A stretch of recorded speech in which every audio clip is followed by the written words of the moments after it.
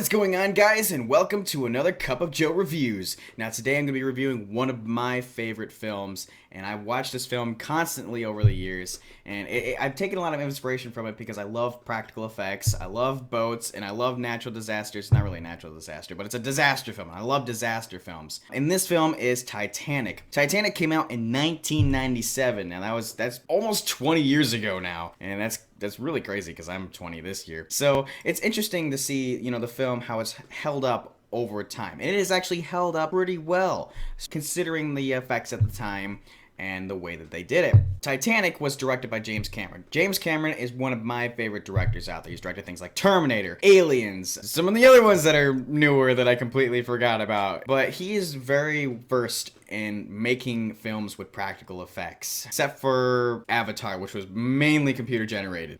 His earlier films I have to say, were fantastic with the practical effects. Titanic was made with a lot of them. Now, there is some CG effects in there too, but it's blended very well in with the sets that they actually made. I'm gonna start talking about the visual effects first, obviously, because I just love them in this film. They do a really good job with them. They literally built half the ship to make this film. This film cost over $200 million to make, and they used every single cent of it to make it really well done. With that said, there is some points in the film, especially if you got to see it in theaters. If you got to see it in theaters with the 3D release, which I got to see, which was really cool. I got to see it in the IMAX and seeing it pop out right in front of me. Seeing one of my favorite films just basically come to life. It's one of those very rare films that when they convert it to 3D, they did a really good job. Now, with that said, when I got to see it on the big screen, some of the CG effects do look dated. It is extremely dated. You can see how old it's kind of gotten. But it's really well done, and it's not really that, I guess, distracting.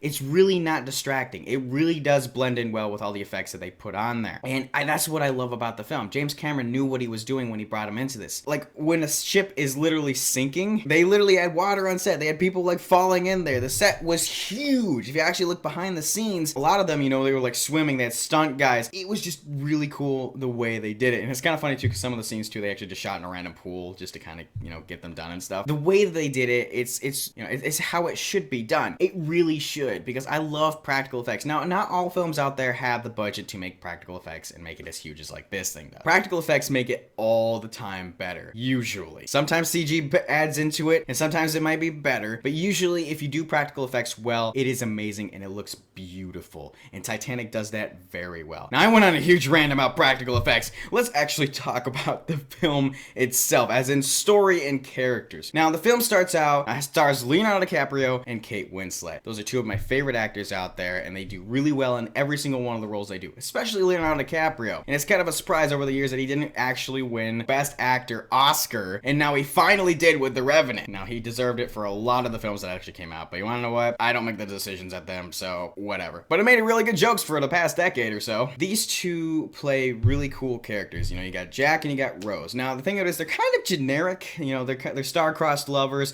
It's kind of like a Romeo and Juliet story. They both fall in love, pretty much set on a disaster run. Because, Titanic, we know the ship is going to sink. We know Titanic sank back in 1912. It's still there and it hasn't moved. Unless you watched Ghostbusters 2 and somehow it ended up there. Better late than never. When they're out there on, I think it was Ireland. I could be wrong, but I know it's somewhere out there in the British area and stuff like that. Jack wins some tickets. They get on the ship. They see the two different classes. You got Jack, who's kind of in the lower class, third class, and then you got, Rose, who's growing up in this rich kind of family, and she hates it, doesn't like her life because it's all boring, it's fancy, you can't have fun, you have to go to dinner parties, you have to act this way. It kind of shows that kind of going through. It kind of stereotypical at times, but you want to know what? I guess that's kind of how it ran back in the day, because if you were first class, you were the best. If you're third class, you're basically with the rats, as Jack kind of said in there. And on Jack's side, it shows him, he enjoys life. He really does. He does art, he travels, he does the things he wants to do. And one of the quotes that I really like from the film is, Jack says at the dinner table, he goes, if I can remember the quote, he says, "Life is a gift, and I don't intend on wasting it. And that's a quote that I've actually lived by because I really love, having fun in life. If you're doing something that you love, keep doing it. If you don't, then why are you doing that? Do something that you want to do. Make your life exciting. And that's why I really like Jack's character. He's kind of like that wild child, the guy who's like, I want to do what I want to do. And then we kind of look through Rose's eyes because it's told from her perspective mostly, even though it's kind of weird when you look at the story and it's all like, if it's told from Rose's perspective, because at the beginning of the film, there is, old Rose getting put onto a boat because she saw a drawing of herself, and she's basically telling the entire story of when she was on the Titanic. Now, a lot of people are putting in there, if she's telling the entire story, why are we seeing little bits and pieces of like the captain and stuff, by themselves? Was she just randomly stalking them from like a window? She's like, I'm gonna tell this story 100 years from now, and I'm just gonna stalk these guys because I know the Titanic's gonna sink, and we're gonna make millions of dollars on this film. Back on what Rose's story here, we do see it from her perspective most of the time because, that's the one who's telling it. And kind of seeing her grow as a character from, basically submissive girl that can't really go anywhere and is stuck to a woman that's actually like, I'm going to go out and I'm going to do something. I'm going to enjoy life, as she met Jack. Jack kind of like breaks that boundary and says, come out and enjoy life. And it really shows at the scene when Jack takes her down and this little party is going on in the third class. They're kind of doing this little hoedown kind of thing, and they're just dancing around, drinking beer, and she's, they're all having fun and stuff. I like how the characters progress through that. Now, one thing I'm going to state out there too, if I didn't state this already, if I did, I'm sorry. This movie wouldn't be a movie without the story. Now, a lot of people, when they look at Titanic, they're like, oh, it's just a cheesy love story and stuff. Now, it is cheesy, don't get me wrong. It is very cheesy, and it is kind of very overly dramatic at times. But if it didn't have that story involved, this wouldn't be a movie. It would just be Titanic, and it would be sinking, because we already know the ship sinks. So if there wasn't the story involved, we wouldn't be as interested, and we wouldn't have seen Leonardo DiCaprio's amazing acting with Kate Winslet, because they are two amazing actors. So moving on from that, the story kind of progresses. They meet a few more times. Jack's trying to, get her to come with him because he sees that she's in pain, yet she doesn't want to move because she doesn't want to change anything, until eventually she does. And then the big factor, which kind of puts them in that precarious situation, is the fact that the ship is going to sink. It hits the iceberg. The whole action sequences where, they have to go through the ship as it's sinking. It was very well done. And I read in a bunch of the comments and stuff, or behind the scenes, is some of that water was really cold. But most of the time they kept it nice so they could actually deal with it. But most of the time they had wetsuits on and stuff under their costumes, unless some of their clothes didn't allow that, which kind of sucks. And moving on from that, the rest of the story kind of plays out. The husband-to-be Cal, played by Billy Zane, he's going after them, trying to separate the two, and he's kind of like the antagonist character of the entire thing. It just kind of plays out through there. Jack and Rose, they get together finally. They meet where they met at the beginning, and they only been together for 5 days. The ship sinks, and then there's the one part where everybody, always talks about, which is there was enough room on that stupid little door thing that was in the water. They just only tried once. The only reason Jack died is because we could have some symbolism and a breaking point for Rose to actually live life. That's the only reason Jack dies. She will never let go, even though ironically she lets go of Jack and he drowns in the water. He didn't really drown, he just froze to death in the water, but then fell down. Anyway, there was the last part too, which a lot of people are questioning, and even I question, because there's a lot of people that brought up some interesting points. The ending scene where they're all back on the Titanic right after the end, and like Rose meets up with Jack again, and then everybody claps at the end. Now a lot of people are like, is that heaven?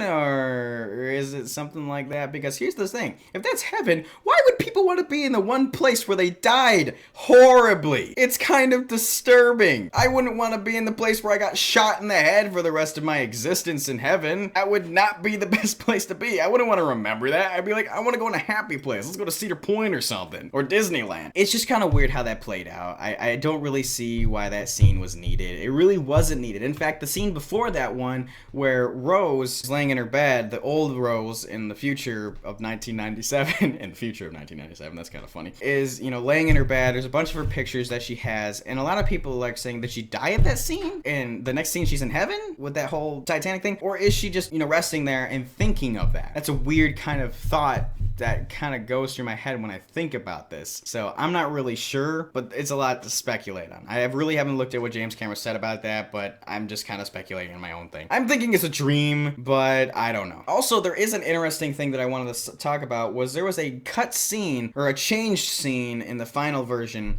And that was the famous part where Rose, the old Rose, throws her diamond necklace into the water. Now, there was a scene, it was shot differently before, where Bill Paxton's character comes out, sees her thinking that she's gonna jump over the edge. Then all of them run there, and then she takes it, lets him hold it for a sec. He laughs kind of maniacally because he finally got to see what he was looking for, and then she throws it in all nonchalantly. She's like, in my opinion, that version of the scene kind of fulfills everybody's want in the story, and it kind of wraps things up, but it doesn't execute it really well. So I'm kind of glad they switched it to the other one. It does leave some of the other people's like stuff hanging, because you know, Bill Paxton's character is not gonna find the diamond ever. He's never gonna have that closure of ever finding it in his life, because you know, Rose just tossed it in the water and who knows wherever it ended up. But I think the ending symbolism is good, because she, you know, she throws the diamond in and she's like, you know, I'm finally over this. I lived my life. It's good, and I went by what I promised to Jack. I believe it was very well executed for the ending there, but the other one would have closed all of the story a little bit more.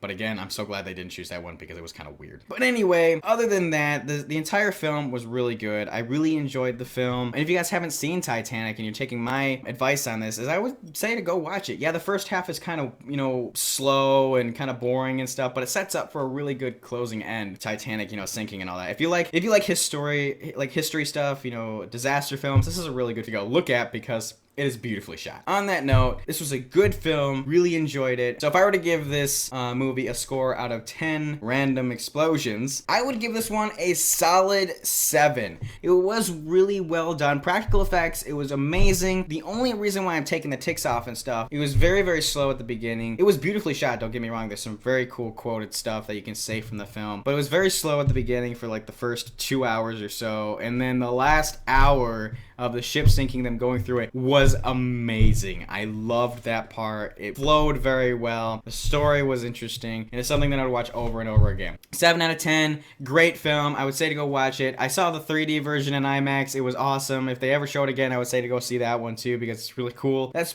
pretty much all I have to say about Titanic, and I guess happy Titanic Day, even though we shouldn't really be celebrating death, but I guess in remembrance of Titanic Day in 1912. Anyway, so thank you guys so much for watching this video. Like, comment, subscribe. It is all very appreciated. Please let me know what you guys think about the movie Titanic and what you guys think about this video in general and what you guys want me to review in the future. So thank you guys again and have a great day.